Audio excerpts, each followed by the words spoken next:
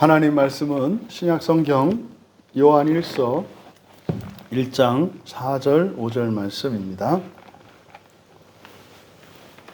우리 1절에서부터 5절까지 함께 읽겠습니다. 태초부터 있는 생명의 말씀에 관하여는 우리가 들은 바요 눈으로 본 바요 자세히 보고 우리의 손으로 만진 바라. 이 생명이 나타내신 바 된지라. 이 영원한 생명을 우리가 보았고 증언하여 너희에게 전하노니 이는 아버지와 함께 계시다가 우리에게 나타내신 바 된 이시니라. 우리가 보고 들은 바를 너희에게도 전함은 너희로 우리와 사귐이 있게 하려 함이니 우리의 사귐은 아버지와 그의 아들 예수 그리스도와 더불어 누림이라. 우리가 이것을 쓰면 우리의 기쁨이 충만하게 하려 함이라. 우리가 그에게서 듣고 너희에게 전하는 소식은 이것이니 곧 하나님은 빛이시라. 그에게는 어둠이 조금도 없으시다는 것이니라. 아멘. 충만한 기쁨을 주는 편지라는 제목으로 말씀의 은혜를 나누고자 합니다. 이제 4절의 말씀, 이것은 이제 편의상 이렇게 나누어서 설교를 하기 때문에 이렇게 떼어서 봅니다만, 그리고로 이어지는 3절에서 이어지는 계속되는 말씀입니다. 3절 안에 있는 말씀이 무엇이었습니까? 우리가 이미 보았고 이미 들은 그것을 우리가 너희에게 전하는 것은 너희도 우리와 사귐을 가지게 하려는 것이다. 그런데 우리의 그 사귐은 성부와 함께 그리고 그의 아들 예수 그리스도와 함께이다. 사실 지금 요한서신에서 시작되는 이것은 복음의 진수입니다. 그러니까 너무나 많은 사람들이 복음이라는 말을 합니다만 그 복음이라고 사람들이 말은 하지만 그 복음에 대한 정의가 달라요. 복음은 문자적으로는 그냥 좋은 소식이라는 뜻이지 않습니까? 그런데 좋은 소식이라고 하는 이것은 절대적으로 좋은이라는 말이 앞에 생략되어 있는 거예요. 왜냐하면 하나님이 창조하신 창조 세계에 있는 모든 사람을 향하여 주신 말씀이기 때문에 성경에서 말하는 복음이라고 하는 것은 모든 사람들에게 좋은 것입니다.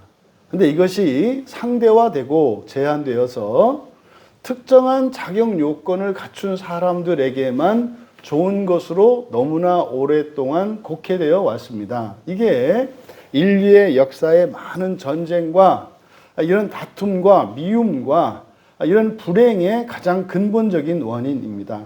그러니까 복음을 우리들만의 것으로 삼으려고 하는 시도가 역사 속에서는 계속되어 왔습니다. 그러니까 교회 안에서 일어나는 싸움은 뭐냐면 우리의 복음이 진짜다라고 하는 논쟁이었단 말이에요. 이것을 이제 신학적으로 영지주의라고 한다고요. 영지주의. 그래서 어떤 것은 복음이고 어떤 것은 아니고라고 하는 이런 잘못된 생각. 그러니까 복음은 절대적인 복음인데 그동안 우리들은 복음을 상대적인 복음으로 이해하고 있었기 때문에 어떤 사람에게는 복음이지만은 또 다른 사람에게는 복음이 되지 못하는 그런 것을 복음이라고 계속해서 교회 안에서는 선포해 왔다 이 말이에요. 이해되시죠? 그래서 이것을 먼저 바꿔야 합니다. 하나님은 교회의 하나님만이 아니에요. 그리스도인들만의 하나님이 아니에요. 그러니까 모든 종교의 하나님, 심지어는 신앙이 없는 이런 유물론자들의 하나님, 그분이 우리들이 말하는 하나님이란 말이에요. 그러니까 그 절대자이신 그 하나님이 모두에게 선한 소식을 가르쳐 주셨어요. 이걸 복음이라고 한다 이 말이에요. 그렇게 놓고 보면 이제 당신이 말하는 복음이 무엇입니까? 라고 할 때 그 사람이 진술하는 복음에 대한 내용을 보면 이게 모든 사람에게 좋은 거겠구나, 아니면 특정한 자격을 갖춘 사람이거나 어떤 사람들에게만 좋은 거, 그 내용을 보고 알 수 있다 이 말이에요. 그러니까 여러분들이 설교를 듣고 분별력을 가져야 된다 이 말이에요. 이게 어떤 설교를 들으시더라도 그러니까 여러분이 감안해서 들으셔야 돼요. 무조건 들으면 안 되고 아, 이분이 말하는 좋은 것들에 대한, 선한 것들에 대한 이야기를 하는데 가만히 들어보니까 그 내용 자체는 선해. 근데 그게 어떤 사람들에게는 좋고 선하고 어떤 사람들에게는 그렇게 될 수 없겠구나. 그러면 맞다, 틀리다가 아니라 그러니까 요 사람들을 대상으로 말을 하고 있구나. 이렇게 이해를 하면 된다 이 말이에요. 그러면요, 그 대상에 포함되지 않는 다른 사람들에게 필요한 것을 여러분들이 만들어내셔야 되는 거예요. 아, 저렇게 얘기를 하지만 그런 거지. 우리가 새벽에 잠언해 보았던 말씀 중에 그런 거지 않습니까? 예? 예. 악을 행하면 재앙이 있을 거고, 예. 선을 행하면 복이 있을 거라는 거. 그러니까요, 이게 흔히 말하는 영광의 신학, 번영의 신학의 핵심이거든요. 그러니까 예수 잘 믿으면은 세상에서 뭐 한다? 성공한다. 또 반대로 이 세상에서 여러 가지 불행한 일들을 겪는 것은 다 뭐 때문이다? 그 사람이 죄를 졌기 때문이다라고 하는 거예요. 그래서 겉으로 인생에 어떤 어려움과 환란이 없으면 그 사람은 하나님이 의롭다고 인정하는 사람이고, 예, 가난하고 병들고 이러저러한 사건 사고가 많은 사람들은 하나님으로부터 지금 벌을 받는 중에 있는 사람이고, 매우 잘못된 생각이란 말이에요. 그러니까 이런 생각들을, 그러니까 이런 말이 틀린 건 아니잖아요. 완전히 틀린 건 아니라고요. 하나님이 오늘 새벽에도 그랬지 않습니까? 하나님이 어떻게 하신다? 반드시 갚아주신다. 선을 행하면 선으로 갚아주신다. 아니, 내 원수라도 내가 선물을 갖다 주고 내가 그 사람한테 잘하면 용서해주고 봐주고 이러는데, 하물며 하나님께 누군가가 선을 행할, 이렇게 착하게 살려고 하고 하나님을 위해서 살려고 할 때 하나님이 가만히 있겠느냐? 맞아요. 근데 문제는 뭡니까? 아, 그거 믿어지지 않는 사람도 있고요. 이렇게 가치관이 완전히 달라서 좋은 것과 나쁜 것이 바뀌어 있는 사람들도 있거든요. 그러면 이제 그런 사람들에게는 어떻게 전해야 될까? 그러니까 이런 것들을 여러분들이 만들어내셔야 되는 거예요. 그래서 설교는 저 혼자 하지만 설교를 하는 이나 듣는 이나 성령의 역사 안에서 있거든요. 설교를 하는 제가 완전합니까? 그렇지 않단 말이에요. 그럼 여러분들이 또 설교를 들으면서, 예, 설교를 하는 사람이나 설교를 듣는 사람이나 성령 안에서 하나님의 마음, 지금 말하고자 하는 게 뭡니까? 절대적인 복음이에요. 절대적인 복음이라고 하는 관점에서 이렇게 여러분들이 들으셔야 한다. 그러니까 지금 요한 사도께서 바로 오해되고 곡해되고 있는 이 복음에 대해서 진술하는 게 요한 1서의 주제라 그랬잖아요. 기독교라고 하는 것은 말입니다. 예수를 믿는다는 것은 말입니다. 뭐 이런 겁니다. 라고 이야기하는 거다. 그래서 사실상 우리가요, 뭐 잘못된 거 틀린 거는 알 필요 없다니까요. 그런 거는 그냥 알아지는 거예요. 알아지는 거라고요. 여러분, 뭐 이렇게 그 도화지에 있는 선이 직선인지 아닌지 어떻게 알면 됩니까? 직선 하나를 그어 놓으면 그것과 평행하면 직선이고요. 그거하고 부딪히거나 그게 평행하지 않으면 직선이 아닌 거잖아요. 그러니까 직선이 아닌 것들에 대해서, 그러니까 진리가 아닌 것들에 대해서 우리가 막 알고 이럴 필요가 없어요. 그냥 바른 것, 옳은 진리 하나만 알면 그냥 나머지는 어쨌든 뭐고 진리가 아니네. 그냥 저절로 알아지는 거다 이 말이죠. 근데 이제 오늘날 뭐 이때도 이제 그랬지만 오늘날 그리스도인들이 신앙하는 방식이 매우 잘못되어 있다고요. 그래서 성경을 보면 말입니다. 성경 밖에 있는 진리에 반하지 않는 진리가 아닌 이런 것들은 그냥 알아져요. 그리고 그런 거는 모두 다 알 필요 없거든요. 내가 살고 있는 삶의 환경에서 그 시대에 있는 거짓과 잘못들만 알면 되지, 뭐 옛날에 있던 잘못들을 알고 뭐 앞으로 있을 수도 있는 그걸 왜 알아요? 잘못된 것을 아는 이유가 뭡니까? 우리가 길을 잃지 않고 방황하지 않기 위해서잖아요. 그건 소극적으로 알면 된다고요. 그러니까 그런 걸 적극적으로 알 필요가 없어요. 그래서 항상 여러분들의 인생과 신앙의 절대적인 법칙은 뭐다? 성경이다. 이걸 기억하셔야 돼요. 그래서 우리들이 힘을 써야 하는 것은 성경을 아는 일입니다. 근데 의외로 사람들이 성경에 관심을 가지지 않아요. 이거는 마귀의 열심이다. 이것은 영적인 문제다. 그래서 우리가 성경을 뭐 나름대로는 단어 하나에서 문장 하나, 구절구절들을 바르게 해석해내려고 이렇게 몸부림을 하는 거죠. 그래서 여러분들이 누군가에게 절대적인 복음, 생명의 소식이잖아요. 영원한 생명. 그걸 전했을 때 여러분들이 분명히 되질문, 역질문을 받을 수 있어요. 그럼 바로 앞에 3절에서 요한 사도는 복음을 뭐라고 이야기한 겁니까? 그러니까 예수 믿으면 뭐가 좋아요? 예수 믿으면 그러니까 성부와 함께 그리고 성자와 함께 그의 아들 예수 그리스도잖아요. 우리와 함께 성부와 함께 성자와 함께 사귐을 가지는 것, 코이노니아, 교제하는 것이래요.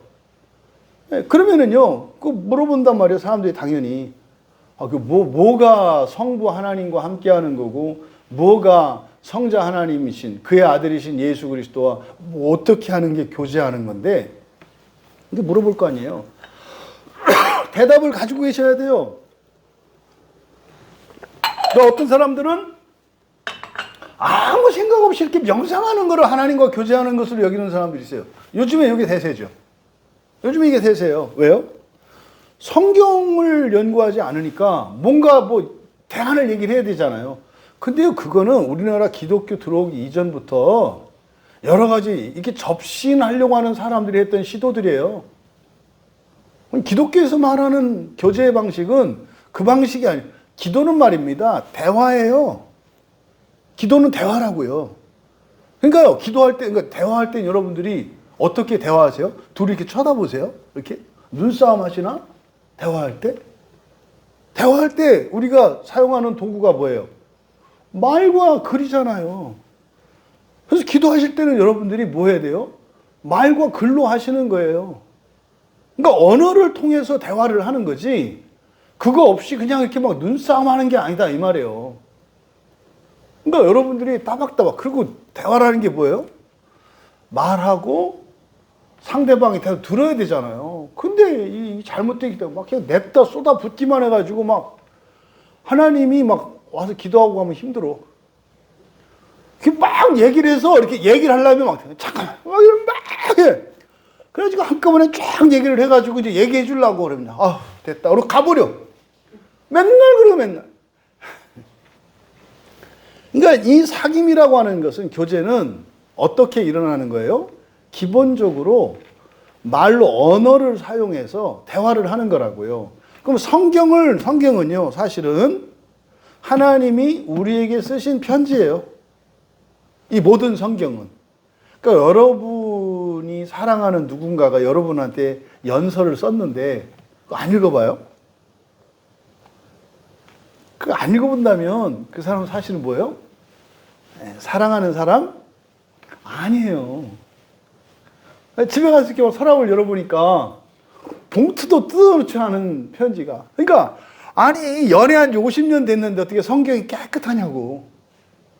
그 뭐요? 연애 편지를 뜯어오지도 않는 거야. 왜 안 뜯어보냐니까. 사랑하는 님의 편지인데 어떻게 이걸 뜯을 수 있냐고 만지면. 그거 아니지. 그러니까 어떻게 해요? 그놈의 편지 때문에 집에서 싸움만 나잖아. 누가 내 편지 만졌어? 내 님이 보낸 편지를 누가 건드렸어? 이게 뭡니까? 어떤 신앙에 대해서 좀 이렇게 의문과 질문을 제기하면은 막 버럭 화내고 말이죠. 여러분, 누가 내 사랑하는 님에 대해서 얘기하면 좋지 않나요? 이렇게 떠버리게 되지 않나요? 내 님은 말이지? 이런 거 아니에요? 그랬더니 그 얘기를 했더니 막 승질내. 그거 아닌가 보네. 뭐가 아니야. 그거 아니라고 그러면 막 설득하는 거죠. 생긴 건 그래도 막 그 마음이 비단결 같고 막 이렇게 하는 거 아니에요? 그러면 오히려 외모가 그랬던 게 더 매력이 되잖아요. 우와, 그 사람 생긴 건 우락부락하고 무시무시하더만. 그 사람이 막 그냥 그렇게, 어린아이 같고 막 소심하고 그렇다고? 매력이 있네? 이런 거 아니에요? 근데 이놈의 교회 오면은 하나님 냈다 무섭다고만 하고 조심해. 하나님이 그런데 막 진노하기도 하시고 막 그러기도 해. 그러니까 얼마나 우리들이 복음을 오해하고 있는지. 그래서 요한은 진짜 기독교가 뭔지 복음이 무엇인지를 지금 코이노니아, 교제라고 말을 하는 거예요. 교제라고. 그랬을 때 우리들은 어떻게 해요? 정말로 진지하게 그 말을 들은 사람들은 당연히 질문하게 되어 있다. 아니 어떻게 그러면 하나님과 어? 창조주 하나님과 그의 아들 예수 그리스도, 여기에는 사실은 이미 앞에 전제가 있잖아요. 그죠? 예수님이 바로 하나님의 아들이라고 하는, 그러니까 이 얘기는 이미 다 논의가 된 사람들에 대한 얘기라고. 그러니까 그런 사람들은 예수님이 하나님이라는 걸 믿지 않는 사람들은 요한일서를 못 읽어요. 시작 자체가 예수님은 누구다? 하나님의 아들, 하나님이시다라고 하는 전제 하에서 가거든요. 그러니까 이 편지를 읽기 전에는 이 문제가 해결이 돼야 된다고요. 그게 이제 마태복음에서 읽는 거예요, 이렇게. 사람의 아들이신 예수 그리스도, 아담의 아들로서, 아브라함의 자손으로서. 그런데 가서 이제 누가복음의 족보에서는 그분이 사실은 하나님이셨는데, 뭐 이런 거 아니에요. 그래서 요한복음에서 그래 보여. 우리가 그분과 교제한다는 것은 우리가 그분과 함께 신이 되는 것이다. 이게 사복음서의 결론이에요. 이 사복음서를 믿고 이해한 사람들이 그 다음에 서신서들을 읽을 때 그게 이제 이해가 되는 거예요. 그러니까 지금 여기서 어쨌든 요한 사도께서 이건 요한복음을 쓰고 난 뒤에 쓰신 거기 때문에 이렇게 수준을 보면 더 높은 수준이란 말이에요. 그래서 여러분들에게도 그러니까 누군가가 아니 예수 믿는 게 뭐야? 교회 왜 다녀? 이렇게 하면 요한 사도의 방식으로 뭐라고 대답하는 거예요? 아, 예수님 믿는 거, 교회 다니는 거, 기독교인 되는 거는 하나님하고 교제하는 거야. 이렇게 말하는 거죠. 하나님하고 교제하는 거야. 그러면 그 사람이 어떻게 질문할 것 같아요? 그게 뭐야? 뭐 이러지 않겠어요? 그게 뭐야? 핵심이 그래서 뭡니까? 성경이에요, 성경. 아, 이게 성경이 하나님이 사랑하는 자들에게 보내신 편지거든. 그래서 일단 그 편지를 읽어봐. 뭐라고 했는지. 그럼 편지를 읽으면 이해가 되는 것도 있고 이해는 안 되는데 좀 황당한 것 같지만 정말 그렇게 되면 무지 좋을 것 같은 것도 있어. 그리고 앞으로 나에게 일어날 위험과 이런 재난, 불행에 대한 예언들도 있어. 그래서 어떻게 불행을 피하고 행복하고 영광스러운 삶을 살아갈지 써 있어, 성경에. 여러분, 그냥 뭐 사람들이 점집 다니는 사람들은 성경책 한 권만 사면은 점집 다닐 필요 없어요. 이것도 확실한 거거든요. 그러니까 여러분 미래에 닥칠 위험과 불행, 슬픔 피할 수 있다니까요. 또 현재까지는 누려본 적이 없고 현재의 여러분으로서는 누릴 수 없는 정말 지극히 존귀하고 부여로우며 영광스러운 어떤 삶, 완전히 다른 삶을 살아갈 수 있는 길도 여기에 써 있어요. 성경에. 그러니까 이게 복음이거든요. 이것을 그래서 하나님과 사귄다는 것은 첫째가 뭐예요? 성경을 읽는 거야. 근데 성경을 읽으면 이해할 수 있는 것도 있고 이해할 수 없는 것도 있어. 근데 이해할 수 없는 것도 사랑하니까 믿으니까 그냥 받아들이는 거야. 뭔지 모르겠지만 그렇게 하면 좋다고 하니까 갖다가 만들어 보는 거예요. 과연 그게 그렇게 될까? 근데요, 믿을 만한 사람이 얘기를 하니까 따라서 해보는 거죠. 근데 어떤지 경험하기 전에는 모르잖아요. 근데 그대로 해서 만들어 보니까 어때요? 좋은 거예요. 그때요, 감동하지 않아요? 와, 진짜네. 하라고 해서 하긴 했는데 난 그렇게 될 줄 몰랐는데 진짜 그렇게 되네요. 이렇게 하면서 사랑이 깊어가는 거예요. 이게 교제잖아요. 그러니까 이것을 여러분들이 여러분의 언어로 대답할 수 있어야 한다. 그러면은요, 바로 이제 그래? 그러면은 교제하면 뭐가 좋아? 아까 말씀드린 것처럼 현세적으로 설명할 수 있어야 돼요. 뭐요? 이러저러한 위험을 피할 수 있고, 불행도 피할 수 있고, 그리고 과거의 운명과 숙명, 저주에서도 벗어날 수 있어. 뭐 하면? 하나님과 교제하면. 교제하는 건 뭐라 그랬어요? 성경을 읽으면. 그뿐만 아니라 지금까지 누려본 적도 없고 나의 능력으로 얻을 수 없는 것들도 얻을 수 있어. 이게 유익이란 말이에요. 그러니까 이런 질문들이 있어야 되죠. 그랬을 때 딱 걸림돌이 뭐예요? 에이, 참 말 잘한다. 진짜 하면 좋겠네. 그잖아. 그래서 복음이라고 해. 근데 그게 어떤 사람에게는 믿어지기도 하고 어떤 사람에게는 믿어지지가 않아. 그래서 그걸 하나님의 선물이라고 해. 근데 믿어지지 않을 때 믿을 것이냐 말 것이냐는 본인이 선택할 수 있거든요. 믿어지지 않는 것을 믿을 것인가 말 것인가를 결정할 때 고려할 요소가 있잖아요. 그걸 믿었을 때 나에게 예상되어지는 피해, 위험, 이게 제로야. 그럼 뭐 믿는 거 꺼려할 필요 없잖아요. 또 반대로 나는 그게 믿어지지 않지만 그것을 받아들였을 때 기대 효과가 너무 커. 그거는요, 무조건 받아들이는 거 아닌가요? 복음은 이 두 가지 요건을 다 가지고 있다고요, 성경은. 여러분들이 이 세상 누구에게 물어보세요. 아이, 그건 알겠다, 요즘에는. 요즘에는 성경 읽으면 가스라이팅 된다고 하는 사람도 있으니까.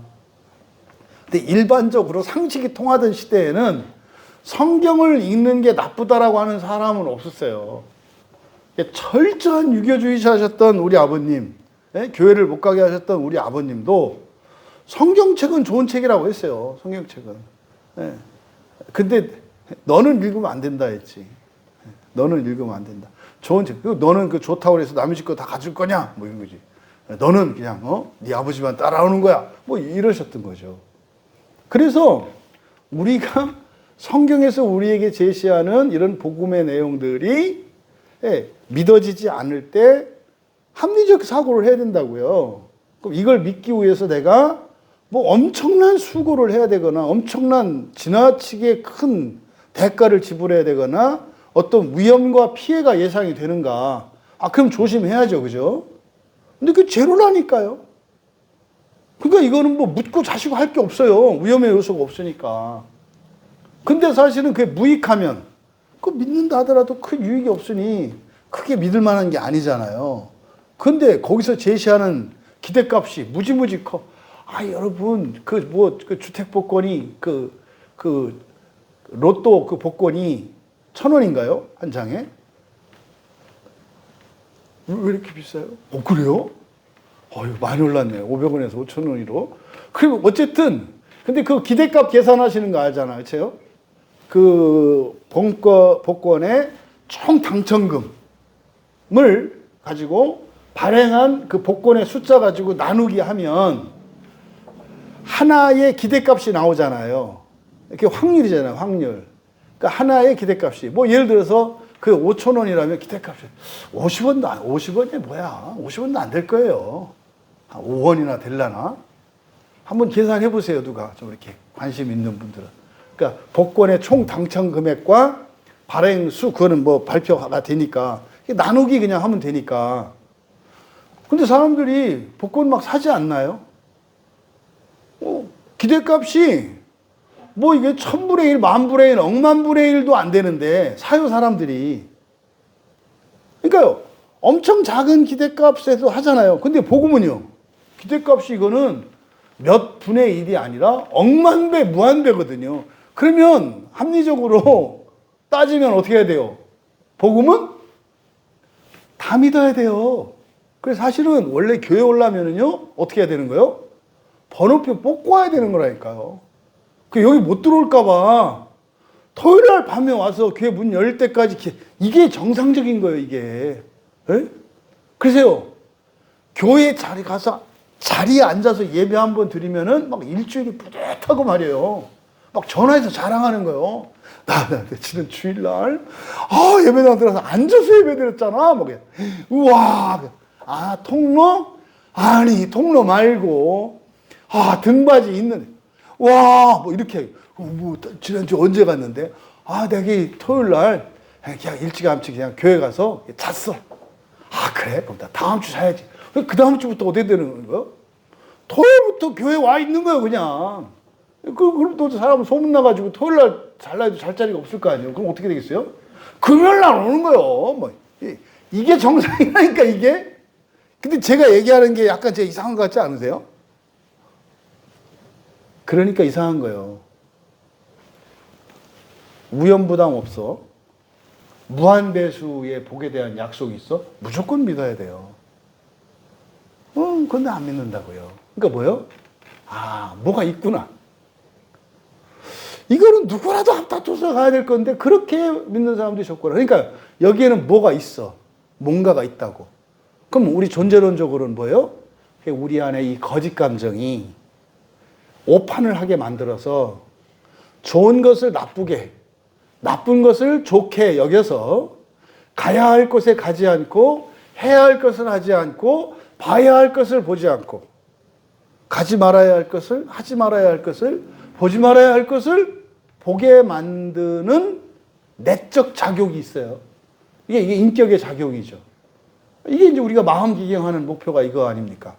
우리 안에 있는 이 오류들을 고치려고. 응? 지금 뭐 우리 기계가 막, 우리 교회 지금 기계들이 막 지금 발버둥을 쳐서 지금 난리도 아닌데, 근데 카메라가 안 돼서 이렇게 또 고쳤다는 거 아닙니까? 카메라를. 또 멀쩡히 된대요. 또 시골 고쳐달라고 했더니 거기 가서 그때 또 이게 내도 또 이렇게 하던 또 스마트폰으로 중요한 스마트폰을 갑자기 이거는 이 스마트폰은 그냥 이 와이파이로 해서 이거 중계밖에 안 하거든요. 그거하고 그 내비게이션 쓰는 이거밖에 안 하거든요. 근데 뭔지 어떻게 되는지 바이러스가 먹어가지고 갑자기 또 막 안 돼요. 그래서 나는 이게 영적인 거로 좀 봐요. 영적인 거로. 그러니까 지금 우리 교회에 특별한 은혜가 지금 있나 보다. 저는 이제 그런 생각을 해요. 이런 일들이 일어나면. 응? 왜 안 될까 이러는 게 아니라 이게 더 큰 뭐가 있나 봐. 이렇게 생각하는 거죠. 또 이번은 지금 이 기간이 우리 자녀들이 일본 가서 선교하고 있는 기간 아니에요. 그러니까요. 딱 감이 오는 거예요.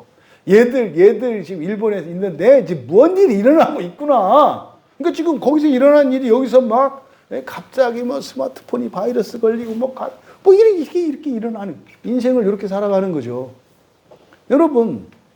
여러분들은 정말로 예수 그리스도를 믿고 하나님과 교제하면서 살아가는 삶이 그렇게 좋고 그 유익을 정말로 누리셨습니까? 그러니까 요한의 대답이에요.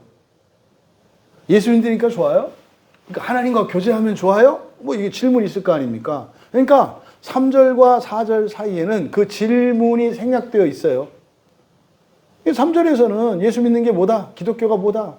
코이노니아, 교제를 나누는 거래요. 하나님과. 그리고 성자 하나님과 교제하는 거래요. 그리고 나서 이제 4절이 뭐냐면 우리가 이것을 쓰면 그러니까 뭡니까? 그거에 대한 대답이에요. 그러니까 하나님과 교제하면서 살면 좋나? 뭐가 좋나?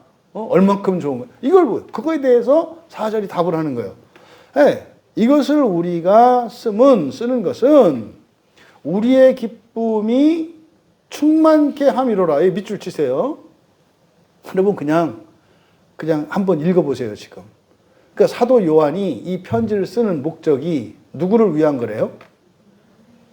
우리를 위한 거라 했잖아요. 그러니까 누구를 위해서 이 편지를 쓰고 있어요? 나를 포함한 우리를 위해서. 왜? 우리가 기쁨이 좀 모자란데 편지를 쓰면 기쁨이 꽉 차. 여러분들이 정말로 기쁨이 충만하길 원하십니까? 전도하세요. 그럼 여러분의 기쁨이 충만하게 됩니다. 사도께서도 그랬잖아요. 우리가 이것을 쓰면 우리의 기쁨이 충만케 하려 함이로라.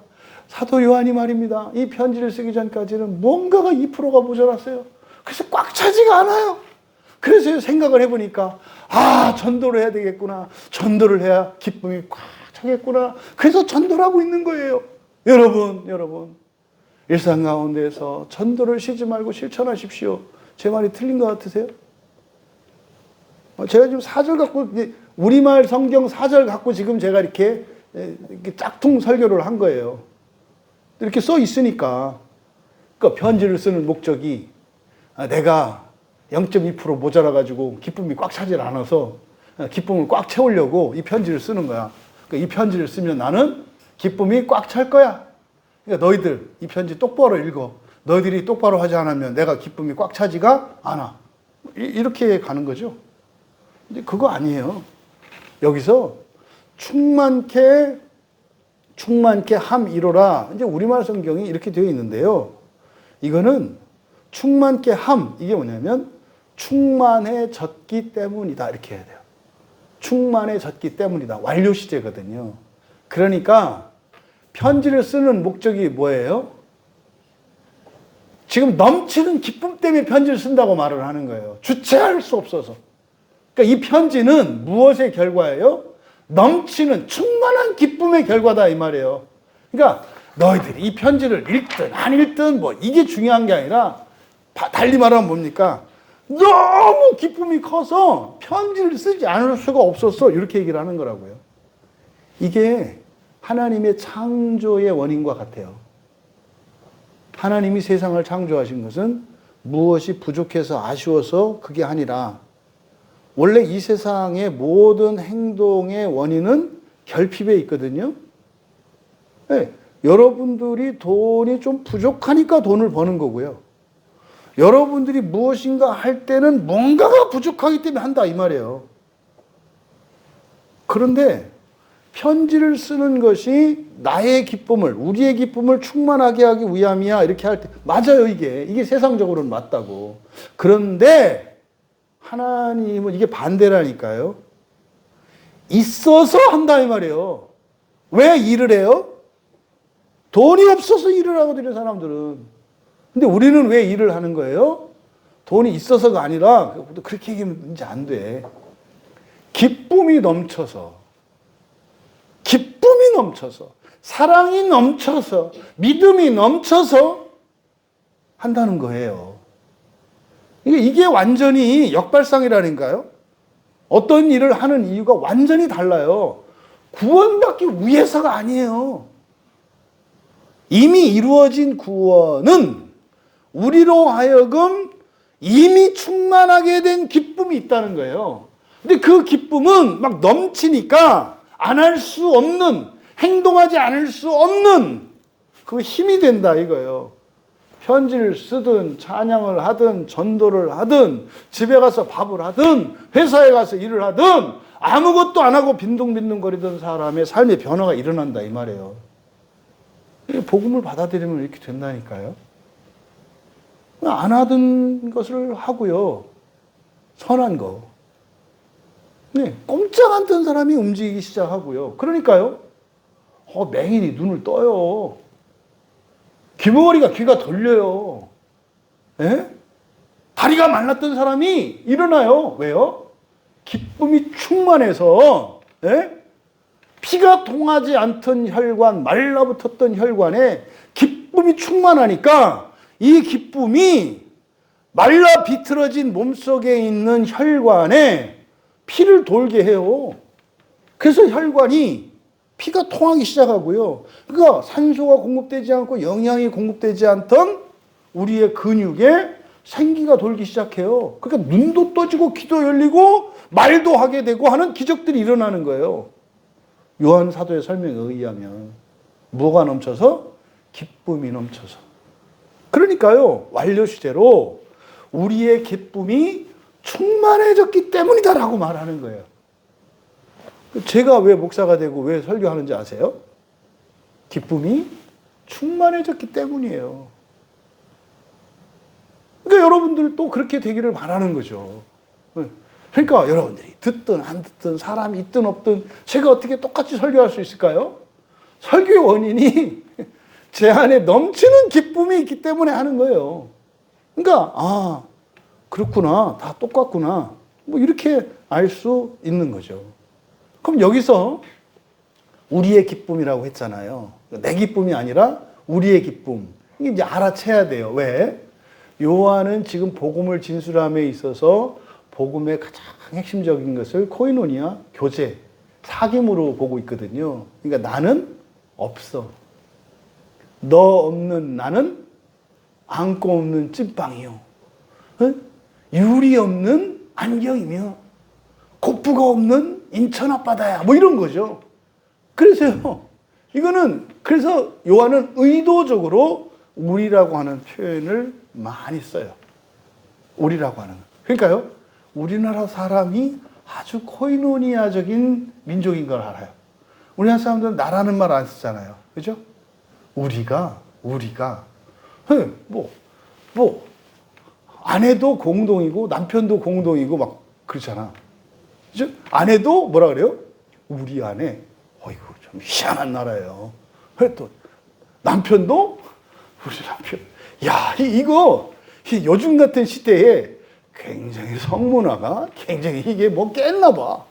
우리 남편, 우리 아내, 우리 아들, 뭐 우리 아들은 부모니까 뭐 그럴 수 있다고 쳐. 근데 하나밖에 없는 부부 사이에서도 우리라는 말을 써요. 이게 굉장히 이게 요한적인가 봐, 우리나라가. 그래서 이게 우리라고 하는 표현이 그 코이노니아를 드러내기 위한 의도적인 표현이에요. 그래서 유독 요한은 진술을 할 때 1인칭 단수 I라고 하는 표현을 잘 써지 않아요. 기피해요. 다 우리라고 해요. 우리라고. 조심할 것은 우리는 1인칭 단수의 복수의 우리가 아니에요. 달라요. 바울의 경우에는 어떤 편지에는 우리와 너희에 대한 얘기를 많이 해요. 우리와 너희. 그때 우리는 1인칭 복수의 개념이죠. 지금 나와 함께 있는 누구 이렇게 되는 거거든요. 근데 요한이 얘기할 때 우리라고 하는 것은 사실은 뭡니까? 편지를 쓰는 나나 편지를 읽는 너희도 뭐예요? 우리라고. 그래서 이 요한의 우리 개념은 독특해요. 그래서 하나님도 뭐가 돼요? 우리가 돼요. 왜? 코이노니아 안에서 같이 연합하거든. 이 얘기예요. 근데 여기서 기쁨, 카이로, 카라이거든요. 카라. 네, 이 카라라고 하는 이 기쁨, 이집트의 수도 카이로, 그죠? 그러니까 이 기쁨이라고 하는 것은 당시 로마의 또 뭐 이 팔레스타인의 사람들이나 지금 사람들의 기쁨이나 뭐 크게 달라지지 않았어요. 기쁨의 원인이. 사람들의 기쁨의 원인은 어디 있습니까? 뭐 성공이나 건강, 아름다움, 부, 뭐 이건 조금 가치의 기준이 우선순위는 좀 바뀔지 몰라도 다 외적인 것이고 외부 상황과 관련된 기쁨이잖아요. 일이 잘 될 때 기쁘고 내가 인정받을 때 기쁘고 뭐 이렇게 해서 어떤 상황에 연관되어진 그런 기쁨이잖아요. 근데 요한이 말씀하는 이 충만한 이미 충만해진 이 기쁨은 바로 3절에서 말한 무엇의 결과라는 겁니까? 교제의 결과라는 거예요. 그러니까 뭐가 좋아?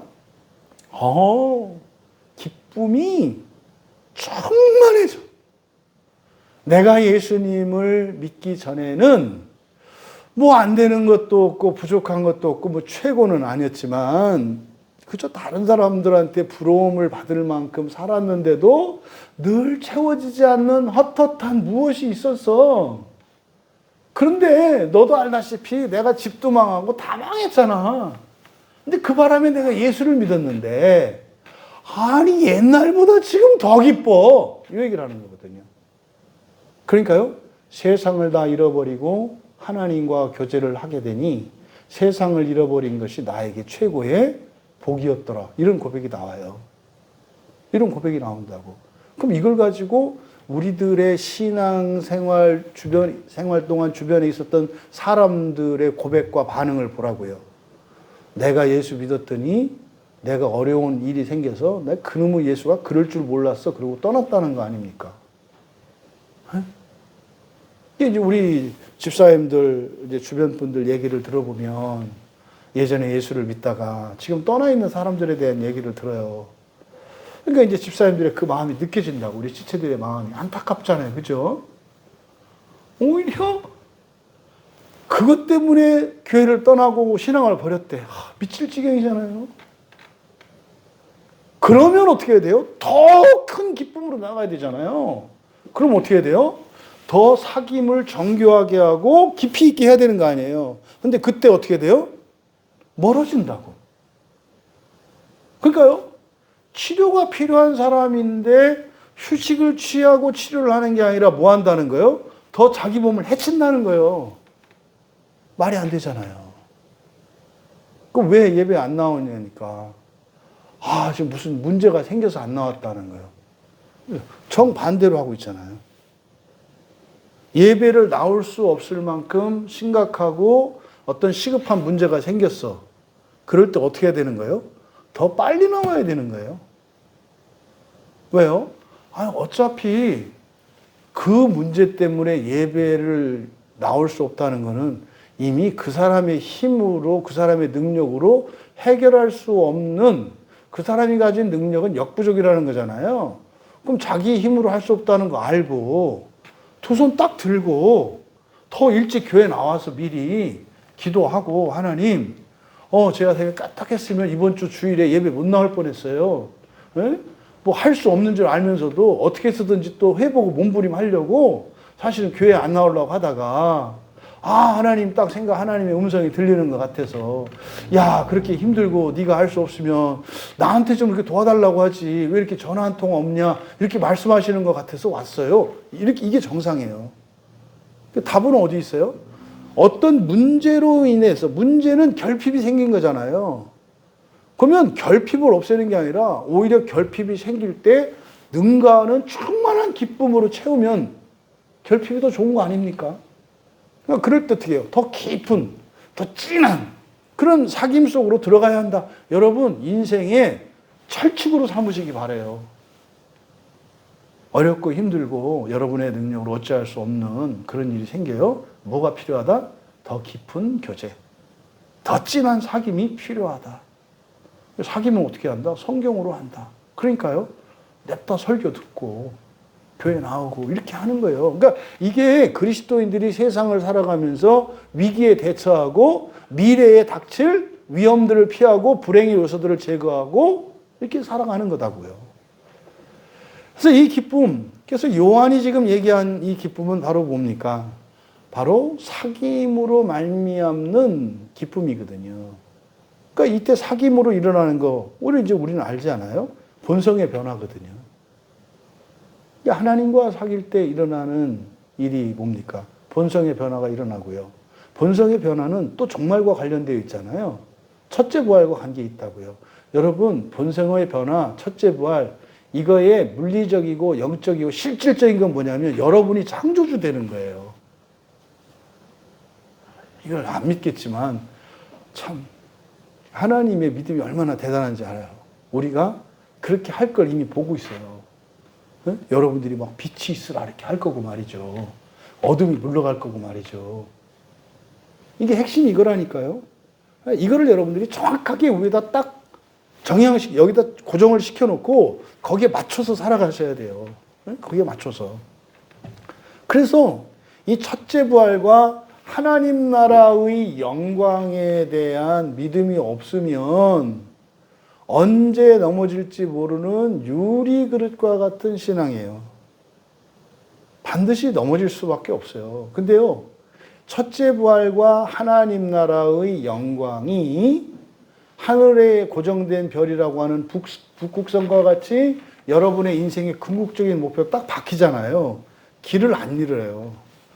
가끔 구름이 껴서 안 보일 때 있어요. 근데 그때는 어떻게 하면 돼요? 기다리면 돼요. 어차피 구름은 바람에 흘러가게 돼 있어요. 바람은 성령이시잖아요.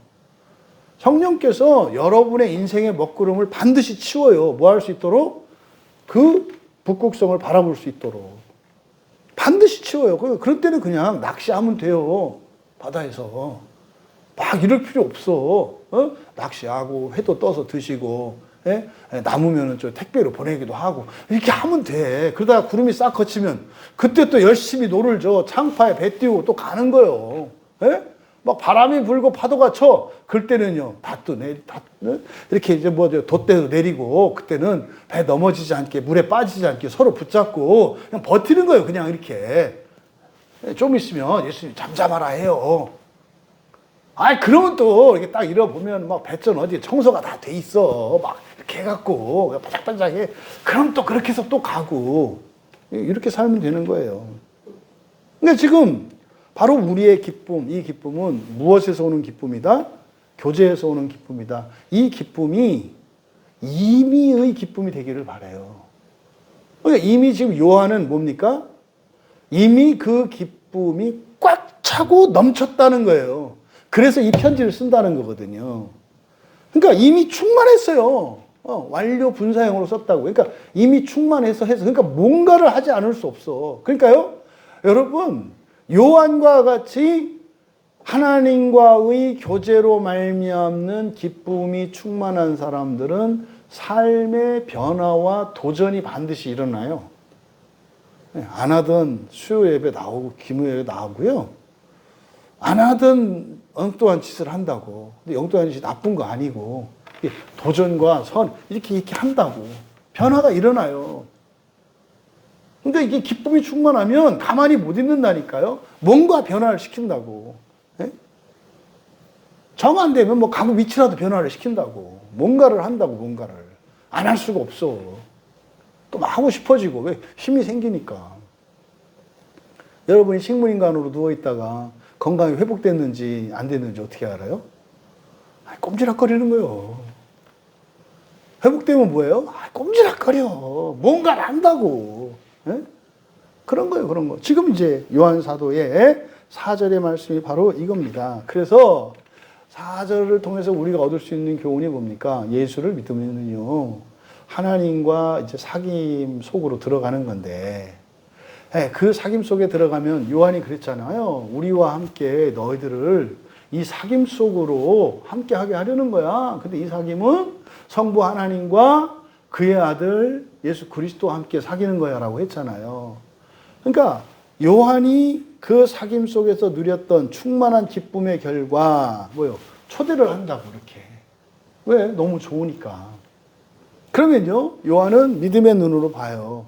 이들이 또 뭐 할 거다? 자기와 같이 그 기쁨을 충만하게 누릴 것이라는 것을 보게 돼요. 그런 거죠. 그러니까 이 편지를 쓰고 있는 요한의 이 초대는 이미 먼저 그 기쁨, 충만한 기쁨을 누린 자의 초대예요. 그죠? 이미 누린 기쁨. 그래서 여러분들이 복음을 전하기 전에 앞서서 먼저 여러분들이 그 충만한 기쁨을 누리셔야 된다. 이게 핵심이에요. 그래서 교회 안에 있는 모든 이들은 이걸 누리셔야 된다고. 그러면요, 모두 다 이걸 누리고 있느냐? 그렇지 않아요. 교회는 이미 누린 사람도 있고, 누리기 직전에 있는 사람도 있고, 누리기 위해서 막 그냥 몸부림치는 사람도 있고, 오히려 누리지 않으려고 하는 사람도 있고, 이게 교회 정체성이에요. 교회 안에는. 그리고 이게 딱 한 번 뭐 성적이 정해지느냐? 아니요. 중간고사 때 기말 성적이 막 뒤집어져. 이미 누렸던 사람은 언제 또 막 버벅대고 헤매고 있을 것이고, 버벅대고 헤맸던 사람은 또 이제 한번 누려보니까 막 이거였어. 막 집사님 왜 그래? 뭐 이렇게 하면서 누가 자랑할 수 없고 또 이렇게 낙심하지 않고 가게 하는 게 교회라고. 그러니까요, 누군가가 막 하다가 언제 또 저 뒤에서 질질질 끌려올 때가 있고, 또 그런 거예요. 그러면서 또 이제 어떻게 해보여? 옛날에 내가 앞에 서서 막 끌고 막 이렇게 할 때, 그치, 답답하고 이놈의 왼수 갖고 해서 막 뒷담하고 하들 때 부끄러워진다고. 내가 겪어보니까 그게 아니구나. 이렇게 이제 아는 거죠. 그리고, 그때 그러면 내가 무슨 뭐 신앙이 어떻고 이런 게 아니라, 기쁨이 충만했기 때문이구나. 내가 이렇게 하는 것은 환경이 어려워지고 이런 게 아니라, 나의 사귐에 대한 관심이 하나님이 아니라 세상은 마귀거든요. 다른 쪽으로 내가 사귐을. 이게 견눈질이거든요. 이게 간음이라니까요. 간음을 하면은요, 기쁨이 사라져요. 기쁨이 사라진다고. 그걸 우리가 알 수 있죠. 그리고 5절에서 우리가 그에게서 듣고 너희에게 전하는 소식은 이것이니 하나님은 빛이시라 그에게는 어둠이 조금도 없으시다는 것이다. 그러니까 이제 이 5절은 바로 이들이 요한이 이미 누린 그 이미 충만을 경험했잖아요. 충만을 경험했잖아요. 왜 그런지 그 원리를 설명하는 거예요. 근데 여기서 전하는 이란 말에 밑줄을 치시고 원래 전하다 그러면 앙겔로거든요. 앙겔로 전한다라는 뜻인데 여기에는요 아나라는 말을 붙였어요.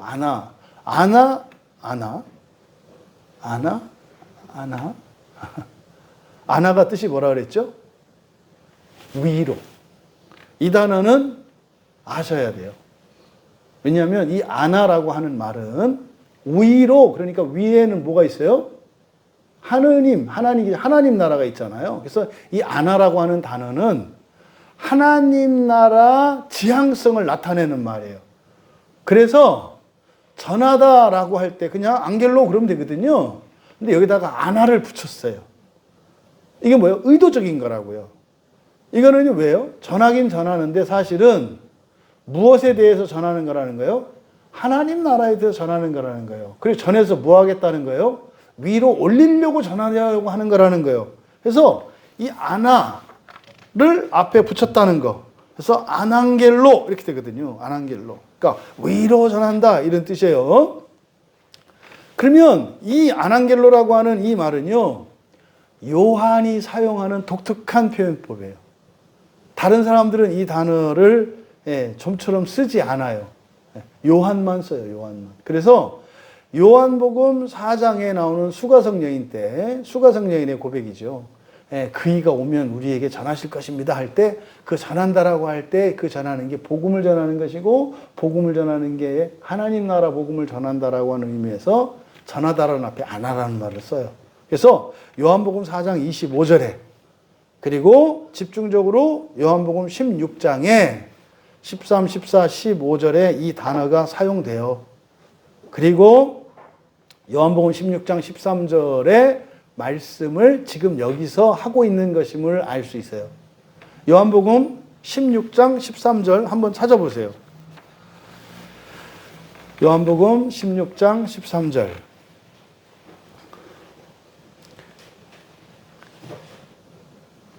자, 찾으신 분들은 요한복음 16장 13절 같이 읽겠습니다. 그러나 진리의 성령이 오시면 그가 너희를 모든 진리 가운데로 인도하시리니 그가 스스로 말하지 않고 오직 들은 것을 말하며 장래 일을 너희에게 알리시리라. 여기서 알리시리라. 여기가 이제 아난겔로가 여기도 쓰고 있거든요. 문장 구조가 되게 비슷하지 않아요? 그러니까 지금 요한 사도께서 그랬잖아요. 그에게서 듣고 너희에게 전하는 것 그랬잖아요.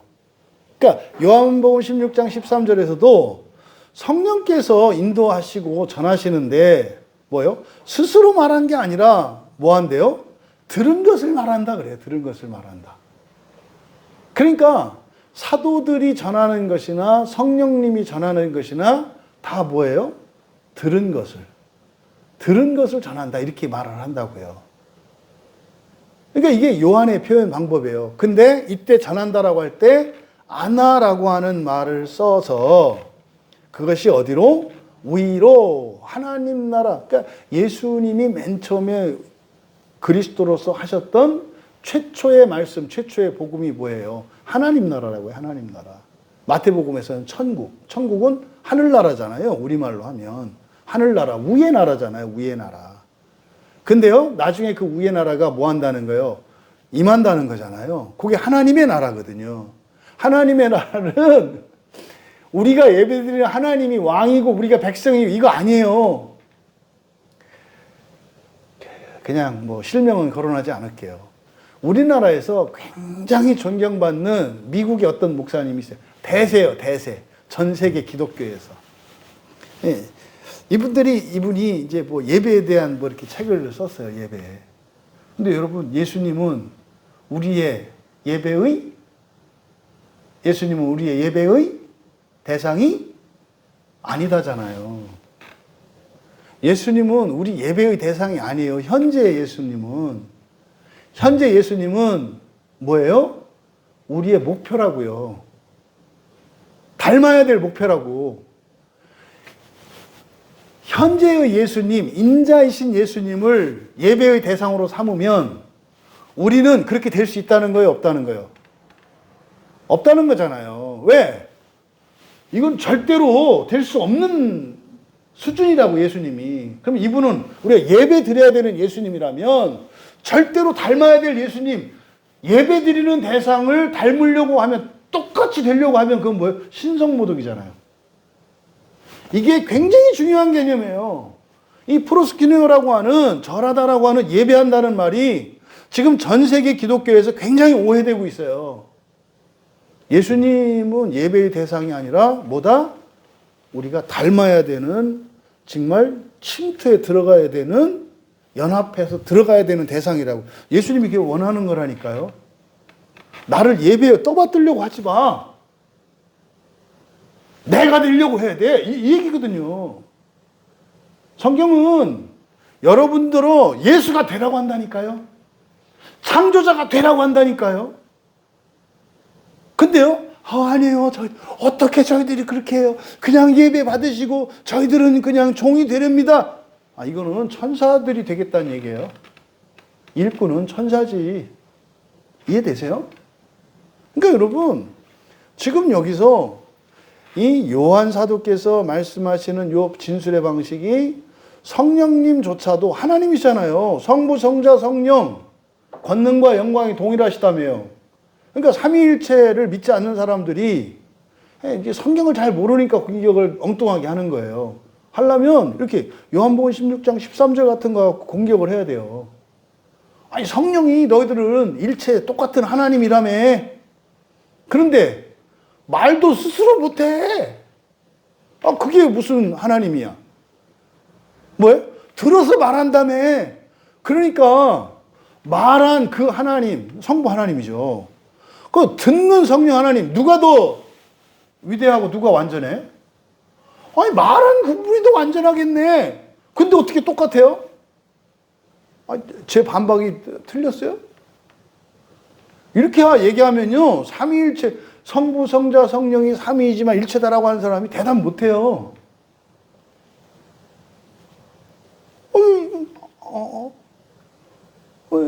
예배를 성부 하나님과 성자 하나님과 성령 하나님께 예배를 드린대. 근데 어떻게 급이 좀 틀린 거지. 그러니까 성부 하나님은 조금 더 높고 성령 하나님하고 성자 하나님 사이에서는 이렇게 세력 다툼이 있고 성자가 높다, 성령이 높다는 여기 다툼이 있어요. 응? 세대주의자들은 옛날에는 성자 하나님이 높았을 때, 그러니까 성자 하나님이 현직일 때, 지금은 이제 성령 하나님이 현직이라는 거예요.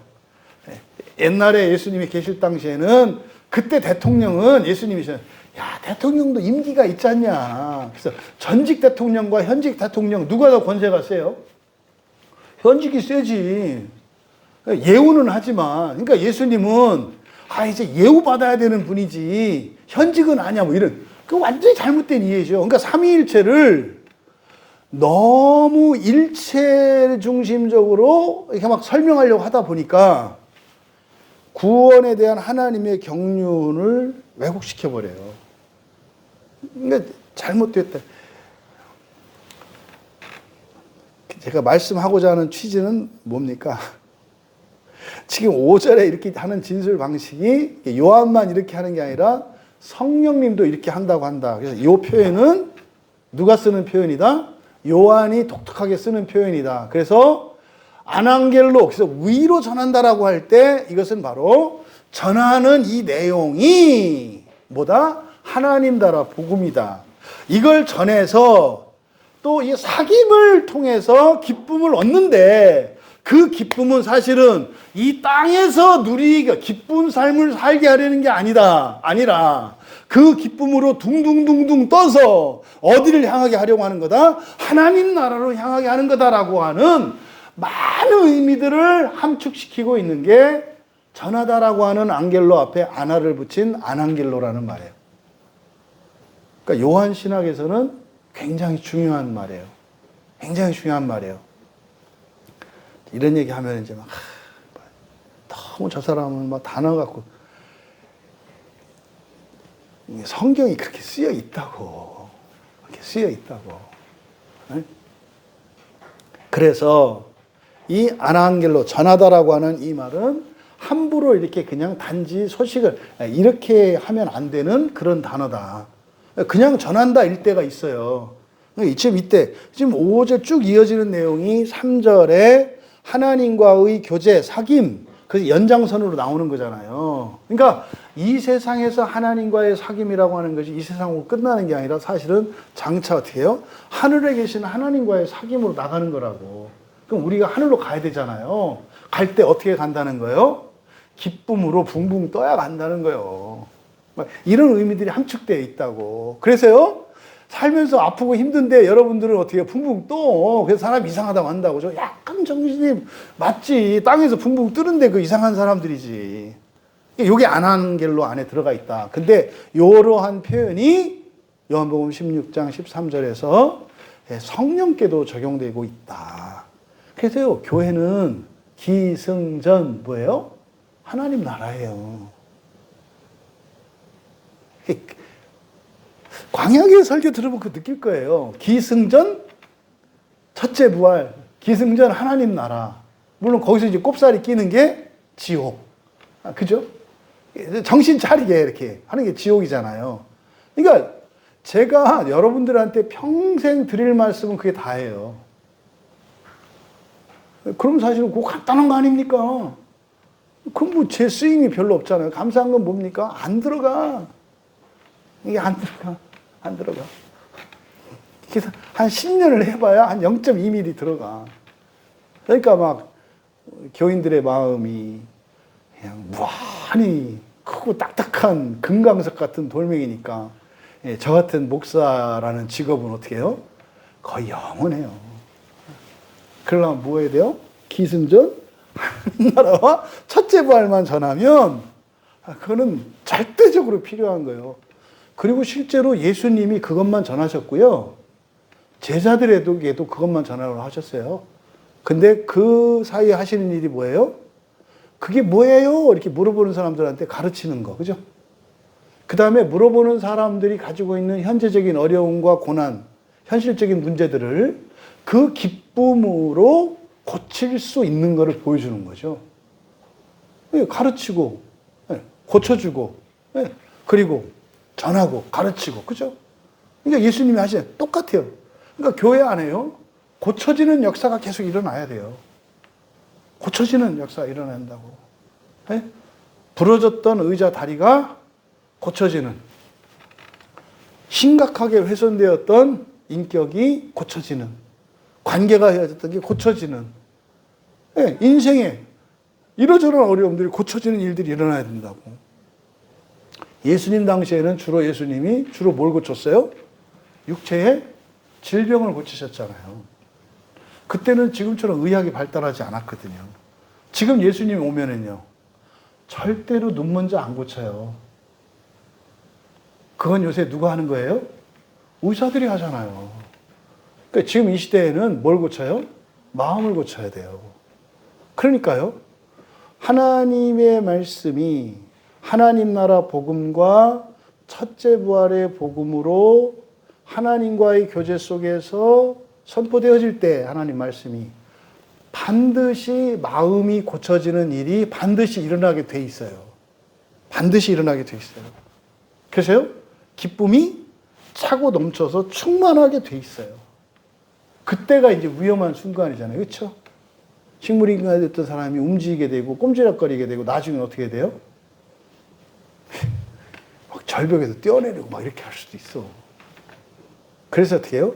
그렇게 되더라도 계속 하나님 말씀에 이끌려 그 사귐 속에 있어야 돼. 그래서 위험한 길을 피하고, 그잖아요. 영광스러운 길을 가야죠. 그래서요, 말씀의 신앙이에요, 기독교는. 그게 사귐의 핵심이고. 그런데 그걸 어떻게 했다? 그로부터 우리가 이미 들은 거잖아요. 그래서 우리가 그에게서 듣고, 이게 사실은 그에게서 들었다. 지금 사도들이 말하는 그는 누구 계세요? 예수님이시죠. 근데 이제 성령님, 요한복음 16장 13절에서 성령님이 이야기할 때, 스스로 말하는 것이 아니오 오직 들은 것을 말할 때 누구로부터 들은 거예요? 성자 하나님으로부터 들었죠. 예수님께서도 뭐라고 말씀하세요? 내가 본 것, 들은 것을 너희에게 전한다 그러거든요. 누구에게서? 성부 하나님에게서. 그러니까 성부 하나님은 시간 밖에 계세요. 이게 여기 안 계시다는 뜻이 아니에요. 그래서 거기는 우리가 갈 수 없어. 부활한 사람들만 갈 수 있어. 그래서 그곳에 계신 예수님이 그곳에서 있었던 일들을 이 세상에 오셔서 하시는 거죠. 성령님도 똑같이 해요. 그러니까 우리는 성부에게서 들어야 되겠어요? 성령에게서 들어야 되겠어요? 예, 성령에게서 듣고 성자에게서 듣는 거예요. 성자에게서 들을 수 있는 기회는 사도들과 당시의 제자들에게밖에 없었어요. 예수님에게 직접 들을 수 있는 사람은 그 사람들밖에 없었다고. 하늘에서 직접 들을 수 있는 것은 하나님의 아들, 하나님의 영밖에 없다고. 그러니까 하늘 아버지의 그 음성과 그 메시지를 직접 들을 수 있는 분은 성자 하나님과 성령 하나님, 그리고 예수님 성자 하나님으로부터 직접 듣고 보고 경험할 수 있었던 것은 그걸 사도라고 한다고요. 그러니까 12사람으로 제한되어 있어요. 다른 제자들과 구별하는 이유는 다른 사람들은 예수님께만 듣고 보고 배운 게 아니라 사도들에게 배우고 주변 사람들에게 배우고 거짓 교사들에게 배웠어요. 그래서 제자들 중에서 사도들을 구별하는 것은 사도들은 뭐예요? 예수님께로부터 듣고 본 사람들이라는 뜻이에요. 그럼 이제 그 이유를 살아가는 우리는 어떻게 해요? 사도들로부터 들은 거죠. 이게 성경이에요. 사도들로부터 들은 거. 근데 그것이 오래되다 보니까 언어상의 장벽이 있고 문화상의 장벽이 있고 또 번역상의 장벽이 있고 오류들이 있잖아요. 지금 여러분들이 이제 가족 말고 지나가는 10대 아이들하고 우리가 소통이 거의 불가능한 거 아시죠? 어휘가 많이 달라요. 어휘 자체가 많이 달라요. 네? 그게 뭐라더라? 뭐 요즘에 젊은 엄마들 뭐 얘기하는데, 우산은 아니고 뭐라더라? 뭐 이 한자를 너무 모르니까, 뭐 그거는 뭐 어디 있어요? 하여튼 참 우픈 얘기들이 있더라고. 어휘가 안 통해요, 어휘가. 요즘 애들 같은 것도 막 줄임말 쓰잖아요. 못 알아들어요. 한국말인데 말이 한국말이지 지방 방언보다 더 어려워요. 요즘 아이들 쓰는 언어들이. 그러니까 이런 언어와 시대와 문화의 장벽이 하물며 2000년 전에 쓰여진 더군다나 사실은 지금 우리가 헬라어 성경을 이렇게 이제 봅니다만 기록되기를 이렇게 했습니다만 그때 당시 주로 사용했던 언어들은 아람어를 더 많이 썼다고요. 아람어로 쓰고 헬라어로 기록하고 뭐 이랬거든요. 그러면 이게 지금 2000년의 장벽을 넘어서 이게 바로 듣는 게 얼마나 어렵겠냐고요. 그래서 목사라고 하는 직업은요, 그러니까 예수님께서 사도들에게 말씀하셨고 사도들이 기록해 놓았던 이 성경을 그대로 교인들에게 전하는 이게 목회자들의 사명이라고요. 그러니까 저 같은 사람들은 그래서 딴 거 하면 안 돼요. 제가 해보니까 그래요. 딴 머리도 이렇게 없애버리고 그잖아요. 사람이 우리 신체에 있는 이런 감각기관들이 기능이 멈춰버리면 다른 기능이 발달한다고 하잖아요. 제가 이제 뭐 엘리베이터를 타거나 이럴 때 보면은 그 점자 있잖아요. 앞을 보지 못하시는 손은 그거 연습 되게 많이 하거든요. 차이점 알아보려고. 안 느껴져요. 이렇게 해도 이게 뭐 엘리베이터라니까 그 엘리베이터 이렇게 만지는데 구분이 안 돼요. 그러려면 어떻게 해야 돼요? 내가 눈이 멀어야 돼. 눈이 멀면 눈으로 받아들이는 정보가 차단되잖아요. 그러면 그 정보를 받아들일 수 있도록 몸에 다른 것이 활성화가 돼서 눈의 역할을 다른 게 하게 돼요. 그러니까 염려 안 하셔도 돼요.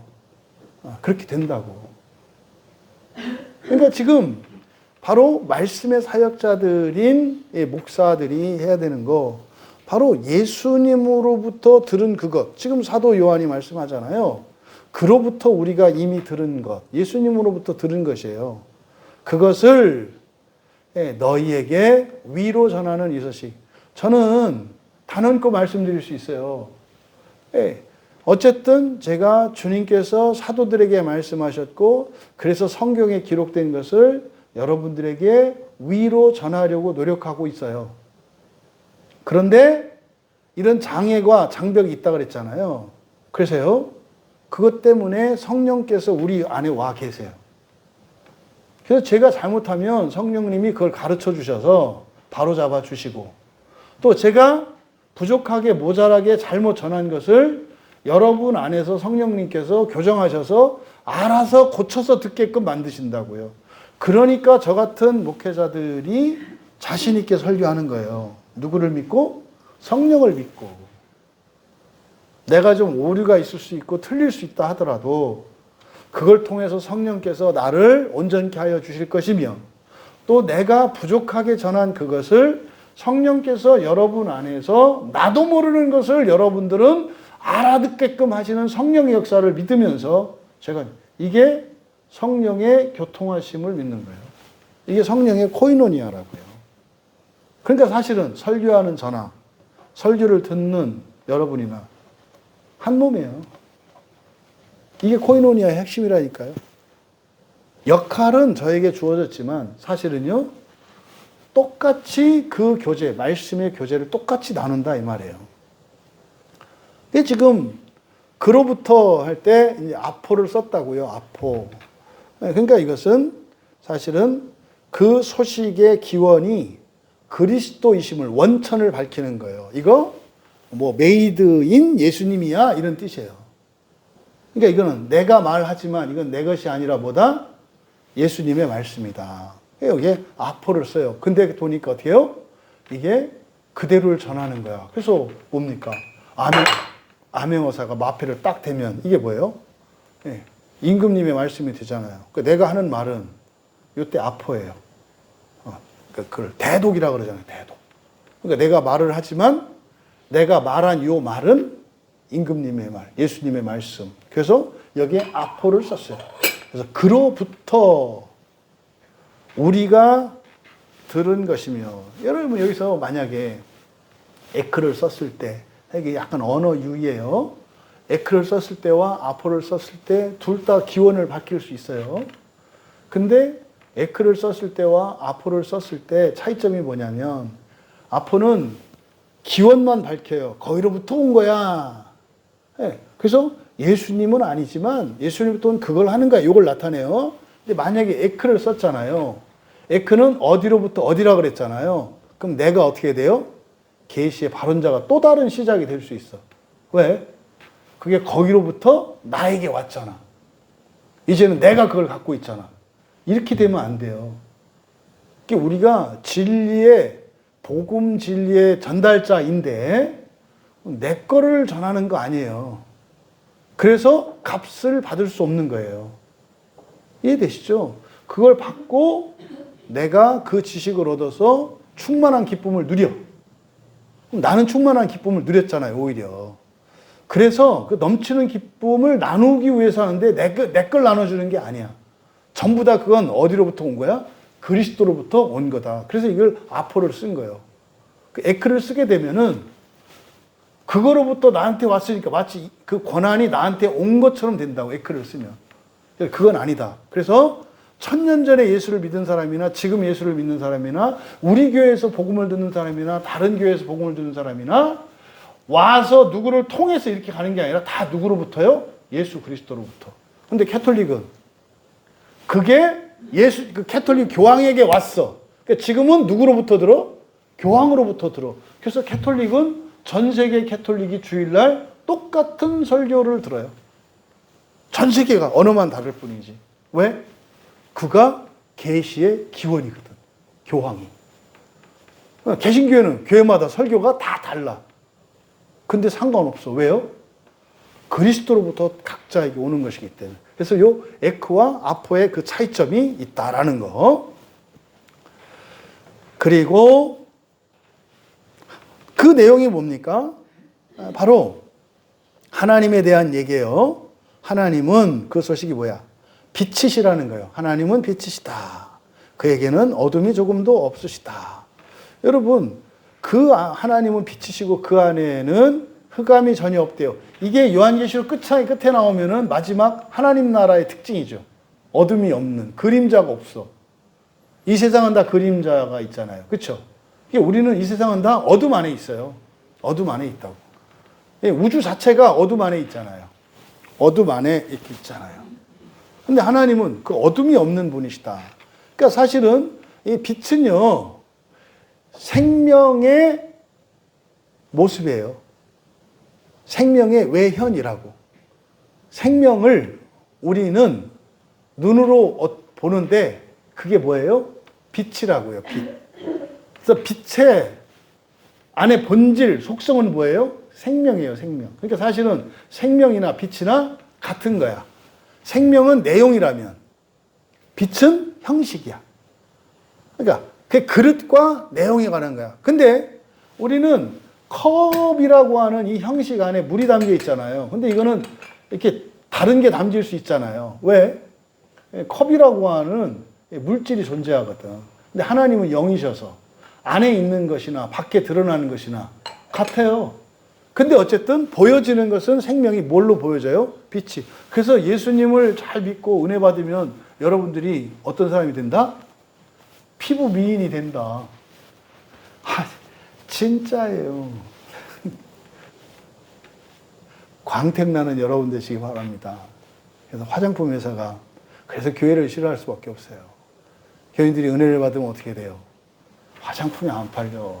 막 사람도 막 피부가 빛나는데 어떻게 할 거야? 그래서 바로 하나님은 빛이시다. 그럼 여러분 거기다 또 반대. 빛이라는 게 무슨 뜻인 줄 알아? 그냥 뭐 이렇게 하늘에 있는 빛 이런 거 아니야. 그거 아니야. 완전한 빛이야. 그것을 어둠이 없다 이렇게 말씀하신 거예요. 안에 어둠이 없어. 여러분 마태복음 4장 16절에서 세상 사람들은 어둠 속에서 흑암 속에서 산다고 말해요. 그럼 흑암 속에서 산다 할 때 흑암이 뭐겠습니까? 이 어둠이 의미하는 거는요. 악을 의미해요. 불행, 슬픔, 두려움, 거짓 감정, 근본 이게 다 어둠에 속한 것들이거든요. 그러니까 하나님께는 그게 없대요. 그러니까 인생의 모든 불행과 괴로움을 해결하는 근본적인 대책은 뭐예요? 어둠이 없는 빛이 되는 거예요. 어둠이 없는 빛 되는 거. 그래서요, 산상수훈에서 마태복음 5장 14절에서 너희를 누구다? 세상의 빛이다. 요한복음에서는 예수님이 세상의 빛이다. 마태복음에서는 여러분들이 너희가 세상의 빛이다. 이때 빛은 반사체가 아니라 보다 발광체다. 왜 발광할까요? 연합하니까.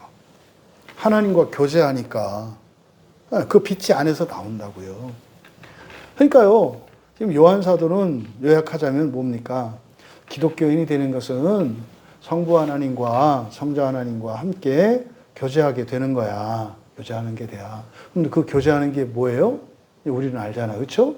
네. 교회와 성경이 그 교제를 위한 도구예요. 네. 교회와 성경은 그 교제를 위한 도구라고요. 그래서요, 오직 성경, 오직 교회 하는 이유가 그 사귐 때문에 그래요. 사귐 때문에. 왜 그러면 그러면 교회와 성경의 핵심이 뭡니까? 하나님과의 사귐이라고요. 그러면은요, 교회는 뭘 전해야 돼요? 그로부터 전해 들은 말씀만을 전해야 돼요. 다른 거 전하면 안 된다고. 그러면 사귐이 어떻게 돼요? 다른 것과의 사귐이 일어나요. 다른 것은 마귀거든요. 교회 안에 말씀이 바르게 선포되지 않잖아요. 바르게 선포하려고 하지 않잖아요. 그러면 교회가 하나님과의 사귐이 아니라 누구와의 사귐의 자리가 돼요? 마귀와의 사귐의 자리가 돼요. 그래서요, 디아블로스가 된다니까요. 디아블로스는 뭐예요? 비방하고 협잡하는 자예요. 뒷담하는 게 이게 마귀거든요. 분열시키는 거 이게 마귀거든요. 그러니까 교회가 세상을 하나로 통합시키고 연합시키는 게 아니라 옳다 그르다 뭐 이런 걸 얘기를 하면서 이게 마귀라니까요. 그러니까 교회가 하나님의 아들이 아니라 뭐가 됐어요? 마귀의 아들이 됐잖아요. 그래서 교회됨의 핵심은 예수님으로부터 들은 그 말씀을 전하는 게 핵심이다. 우리는 사도들로부터 전한 말씀, 성경 말씀이고.